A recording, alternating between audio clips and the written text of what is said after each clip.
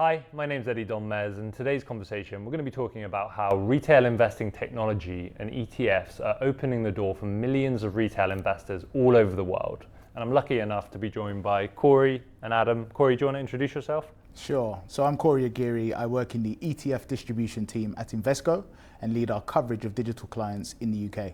And I'm Adam, the head of marketing at InvestEngine. Corey, maybe let's start with you. How have ETFs grown in popularity, and what are you seeing from the Invesco side? Sure. So I think the inherent benefits of an ETF, given that they are typically low cost, transparent, and provide diversification, have really enabled them to grow across and appeal to a broad range of investors, be it retail investors, right the way up to central banks and sovereign wealth funds. I think that nature of the fact that they're very transparent does really appeal to investors who are new to the investing world, but also those who just want to stay on tune and stay on tap with what's going on with their portfolio. So ETFs, really kicked off with more plain vanilla exposures, and by that I mean providing exposure to popular benchmarks like the S&P 500. But ETF providers have done a great job in terms of just expanding what's out there and what's available to investors, and providing more exposure to like innovative exposures and specialist or niche exposures too. And that's really just led to more appeal for more investors. And in terms of the types of ETFs people are picking, what are you seeing from the Invesco side? Is it the S&Ps and the NASDAQs and the more common ones, or is there an increasing demand for more sophisticated or non-plain vanilla strategies? Well, I think the fantastic thing about ETFs and what ETF providers have done is provide people with choice. So ultimately, ETFs are just building blocks. And as I mentioned before, ETFs really began with providing exposure to very popular benchmarks or indices that were being tracked. Since then, the industry's evolved, and there are so many ETFs out there, hundreds to thousands of ETFs available for investors. And I think that's a trend that's going to continue from here. So traditionally, ETFs were synonymous with passive investing, which is basically just tracking a benchmark or an index. Now we're actually starting to see the industry evolve to actually offer actively managed ETFs as well. So actively managed strategies within the ETF wrapper. And I think that's a fantastic involvement of the industry too. And that's something that we're starting to see some demand for. But generally, the bulk of assets today still sits in the passive core type of ETFs, which allow investors to build a portfolio. Yeah, I think that's a really important and exciting trend within ETFs more generally. Active still makes up quite a small percentage, but is growing at a rapid clip in terms of the whole industry. So what are some of the benefits of an active ETF versus a passive ETF? Like, what does it even mean? Good question. It's a question we're still asking some of ourselves internally. So as you know, an ETF is just a wrapper. Ultimately, it will house a strategy of an investment. Passive ETFs track the benchmark that they state they will. An active ETF doesn't necessarily have to track a benchmark in that same fashion. There might be tweaks versus the benchmark, so certain stocks might be overweighted or underweighted versus what they are in the benchmark. And that just allows the active manager or the ETF provider who's providing that active strategy to express their views in terms of which investments they believe will outperform over the long term most of the time. Yeah, and as we've entered somewhat of a more volatile world, that active kind of strategy and all the benefits of active management in a low-cost wrapper is obviously extremely attractive. Are you seeing much demand on your side in active ETFs? Yeah, so it's definitely kind of like an education that's having to go on, because the vast majority of ETF investors love them because they're passive and they're low cost. And they've almost come from, they began investing kind of maybe in the active space, realized that there's this new story around how passive can potentially outperform active, but actually some of the issues that maybe were associated with active investing in the past were the high fees and the kind of the accessibility there. So there's an education journey that's going on, but we are increasingly seeing more and more kind of searches for active ETFs on our platform. And what we're seeing is that people are kind of using maybe the core passive as their kind of center to their portfolio, but then try maybe some of the active funds or some of the thematic funds as maybe kind of additional exposures, and then they're able to kind of see and learn and see which they prefer in their investing journeys. Yeah, so passive as a core and active as a kind of complement or Exactly. a different strategy. Yeah. And I think what also might be really interesting, from both of your perspective, is how big is this retail investing market? Obviously, there's institutions, what everyone reads about, but how big is this retail investing opportunity, and how is your technology helping to really capitalize on that? Yeah, you could look at it from two different ways, and definitely from a business perspective, I think as an opportunity there, we've all got figures that we in the tens, 20s of trillions of dollars in terms of where the ETF industry is going to. But actually, if you look at it from a retail investor, or just, we keep using the term retail investor, but you and I actually investing, it's what I kind of want to do, and why I joined somewhere like InvestEngine, is to try and get investing as close to being as normal as receiving your salary. And that's going to help people, hopefully in the long run, to be able to reach financial milestones, to be able to have a comfortable retirement, all those things. And for me, that is the opportunity that we can help so many people through the technology, through the accessibility, through the range of ETFs. And as you say, it's ultimately just a technology that's making it easier for people to invest in a good way. It's diversified, it's low cost. So for me, that's the opportunity, that we can help more and more people. And if you think about how many millions of people are in the world, billions of people are in the world, there's no reason why a solution that we're talking about today can't be one of those key things to help solve that. For a beginner investor listening to this, I think it would actually be really useful for you to kind of outline how practical this is and how easy it is to actually just get started, and also how little you need to actually get started, and then the long run benefits of that regular, savings plan or investment. Exactly, and almost the hardest part for any investor, any first-time investor, is just getting started. And now the problems about how do I do it and how much do I need, those have been solved because a platform like InvestEngine, it's commission free. You only need £100 to get started. There are both managed and DIY options. So effectively, if you come to the platform and you maybe are a little overwhelmed, there are solutions for you to try. And going to kind of the education point that we were talking about earlier, I think the most crucial part is actually people doing it. And we find the education through doing and learning through doing is the best part. So I think now that we've kind of reduced those barriers to entry, someone can go onto the App Store, download an app, browse a choice of ETFs, start with just £100, get going, and then something like the savings plans that you mentioned are perfect, because again, I'd probably say the second hardest part of investing is, once you've started, is actually keeping going. So you can start with just £100, but then you can automate £20 a week, £20 a month to keep that going automatically. Remove the human from it, which is almost the hardest part, which is, I must remember to top up. Savings plans automatically go through from your bank into InvestEngine. We'll invest in perhaps an Invesco ETF on your behalf, and then that's all you need to do.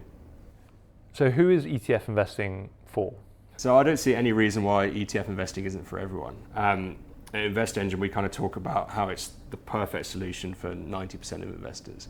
Yes, it's not necessarily for those who are wanting to trade stock prices every single day, but for those wanting low cost, long-term returns, ETFs provide an excellent solution. So whether you're a novice investor or you're an experienced investor, it's a perfect core to have for your portfolio. So from the Invesco perspective, what are some of the most exciting areas of growth, maybe regionally, that you see? It's a really interesting question. I think one thing we're doing a lot of now is actually observing how the UK stacks up versus some of the countries on the continent. So the likes of Germany and Italy have seen a really strong level of participation from individuals on the ground, making their own money work for them. And there's different historical reasons as to why there's maybe more participation there. I think historically the UK has always been quite intermediated. People have relied often on an advisor, or even 20, 30 years ago, if they saw a stock they were interested in the paper, they would call a broker and then get a spiel maybe for 5 minutes around that company before saying, yes, I'll invest my X amount. And nowadays, to Adam's point earlier, you can be on your commute on the way to work or on your lunch break, looking at a platform and seeing the list of hundreds or thousands of instruments to invest in. So I think historically we've always had that intermediated market, and now more and more people are actually taking things into their own control, utilizing maybe a managed portfolio service, but making that decision to do that. I think in other markets, sometimes through your banking services, you might be actually sold to when it comes to advice or when it comes to investment products a bit more. So here it's more of a conscious decision in the UK, I'll say, to actually get involved and get participated. But it's one that people are taking on board. And yes, gone are the days where you're calling someone up to make that investment into a stock. But I think also along that point is the work being done by social media influencers, by influencers who are educating people around finance and just the principles of investing is really important. Again, to Adam's point, I think there was this myth at some point, and it's been dispelled, that retail investors ultimately are just trading, very active, in and out, not necessarily holding their investments for the course of what they should be. And I think that's been dispelled now. We understand that people are practicing regular investing, people are topping up their investments, they are looking to diversify what they're invested in. So yeah, those things are all come into play in the UK as well, and we're catching up with the likes of Germany and Italy. So from the InvestEngine perspective, you obviously are really in touch with your users and their preferences and how they're getting their information.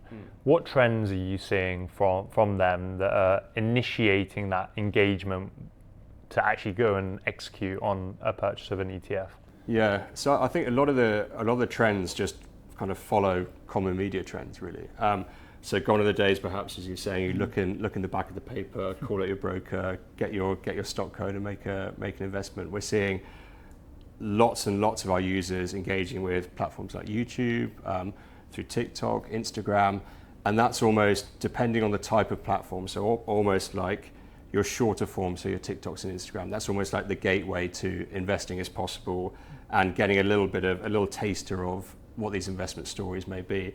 And then platforms like YouTube are brilliant because you can have 10-15 minute videos where people actually deep dive into a topic. So the availability of the information there is so good. And we work with a lot of those kind of content creators to help tell the story for investors. And I know that you create a lot of videos yourselves, and you must see those trends in your space of how people engage with video content. Yeah, I think there's been a dramatic shift in appetite over the last few years. I think people like to point towards the lazy answer, which is COVID, and the retail kind of GameStop mania that we're also seeing explode again.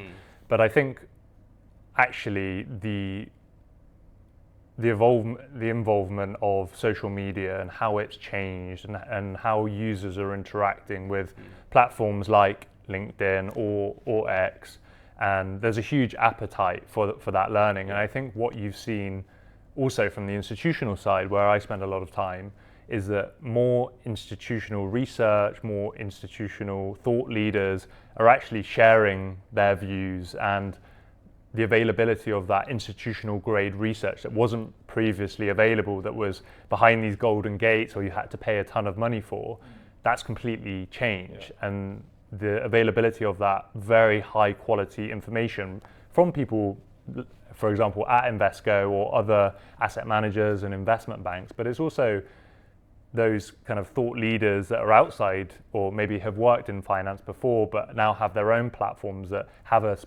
particular expertise that they can share their experience, their story. And I think obviously social media can be a little bit dangerous. Choosing who you get your information from is always a very important consideration for retail investors. But I think as more institutions start engaging and those kind of those thought leaders with experience to share, it's only going to be a positive, right? There needs to be the right guardrails, there to protect retail investors. But I think overall that curiosity and the appetite for that information is only going to be a positive thing. Yeah. So I think over the last few years, there's definitely been an explosion of engagement. And it facilitates that two-way conversation as well, because you can now have communities where people are discussing particular topics and discussing particular videos and in the comments section, and then it's not just happening in a vacuum. It's so much easier to find out,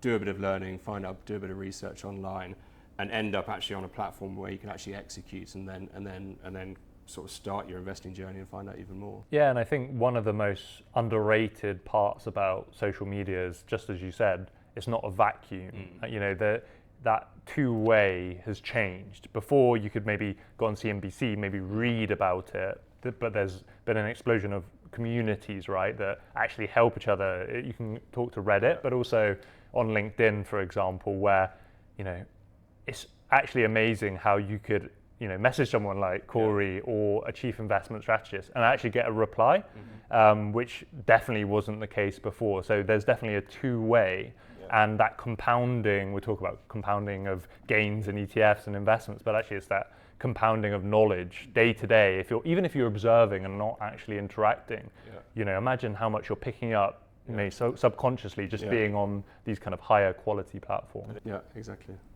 How does the emergence of technology and investment apps actually help investors nowadays? So I guess there's two clear ways. One is in the accessibility, so you can have the whole ETF market in your phone, which is there readily investable for you, and then it's through the automation of investing. So through our platform, you can set up a regular recurring payment that goes into the platform. Will then automatically invest on the ETFs in your behalf. So almost it's kind of the ideal set and forget solution for any kind of investor. You don't necessarily need to be a novice or an experienced investor. It's suitable for all, to provide that accessibility and to provide that regular investing habit that will automatically go into the ETFs of your choice. Corey, what first got you interested in investing? Well, to be honest, I think I've always had an interest in investing to some extent, but I really got involved and actually built my first portfolio when family members were coming to me for assistance and for questions, because I worked in the industry, and it was quite embarrassing that I didn't actually have my own portfolio. I wasn't really eating my own cookie. So ultimately, family questions, siblings asking me about different ETFs, what to invest in, what not to invest in, how to build a holistic portfolio, got me to kind of say, you know what, I probably should have my own portfolio built as well. So that was embarrassingly why I started to invest. So your little sister was coming up to you, should I buy SPY or VOO? Little brother. Little brother, yeah. Adam, what about you? Yeah, so I was kind of fortunate enough to kind of start working in the industry like straight after university. So it was there that I really kind of grew my knowledge about investing. But actually kind of as you grow up and you realize kind of the importance of growing wealth and trying to kind of save for a house and save for your retirement, save for kind of all these core milestones, you suddenly realize the power of investing versus maybe perhaps saving or just kind of sticking your money in a bank account. And for me, kind of the passion for the industry kind of stays in that I know what investing can do for people, and I know kind of what people need to do to kind of retire comfortably. And I think everyone should be investing to one degree or another. And it's hopefully through conversations like this and through platforms like InvestEngine where more and more people can actually get into investing. So my passion for investing is, yes, I enjoy it personally, but I also can see what the potential of a long-term investment approach can do for people in their lives. So what does the future hold for the ETF market? I think more growth ultimately, more choice, which is great for investors in terms of being able to match building blocks like ETFs to their risk tolerance, preferences and beliefs. I do think we'll see a proliferation of actively managed strategies wrapped into an ETF as well. So historically, most of the ETFs that people have used and are familiar with have been passive ETFs, so tracking an index.